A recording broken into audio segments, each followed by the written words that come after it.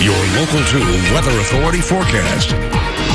All right, thank you, Rebecca. Well, we are continuing to track those storms out there early on this morning. Still dealing with a lot more of that activity, just like what we saw last night. The big difference is not quite as strong. The severe weather is not what we're looking at, but still a few storms moving through the Davis Mountains towards the Trans-Pecos. Beginning to see some of that activity down around Marfa, Alpine, into Balmorhea, and slowly heading towards Pecos and Fort Stockton this morning. Could be in for a little bit of wet weather during that early commute, but nothing compared to what we saw yesterday when we had wind gusts up around 60 miles per hour in Odessa Midland. We saw flash flooding just off to our east and even dealt with some near golf ball sized hail in Big Spring. So we definitely saw our fair share of some of that severe weather out there. Do we have more on the way? Yeah, likely. It's still going to be a little bit up in the air. Our hour by hour forecast keeping things a little bit calmer than I think we'll necessarily see, but still bringing a pretty strong storm into the basin later on this evening. I think there's a better chance that we see a similar condition to what we had yesterday. Storms in the west moving towards the basin throughout the course of the day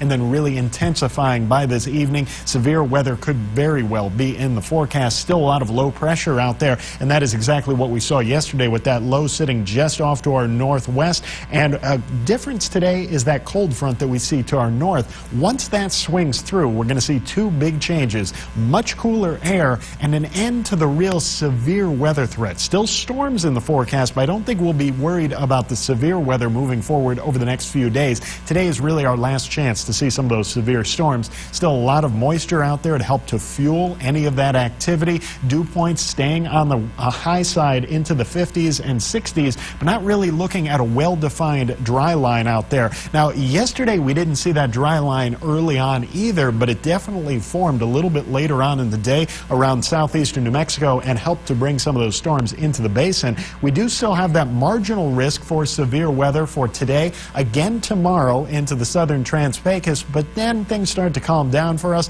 That risk really shifting down into the southernmost portion of the state, and we begin to just see some thunderstorms in the forecast near the end of the work week. For now, temperatures a little bit cooler here in West Texas than we're seeing off to the east. We are down in the 50s and 60s for the most part, but if we begin to see some clearing in the skies, get a little bit of sunshine heading our way, we could start to warm up, and if we do, that'll increase those chances for severe storms in our forecast. Tomorrow, temperatures taking a big dip, though, once that cold front moves through. Highs falling into the 70s Wednesday and Thursday, lower 80s on Friday. But notice this weekend, that's when we start to clear back out. Sunshine on the way for Saturday, with those highs rebounding back into the upper 80s by the start of next week.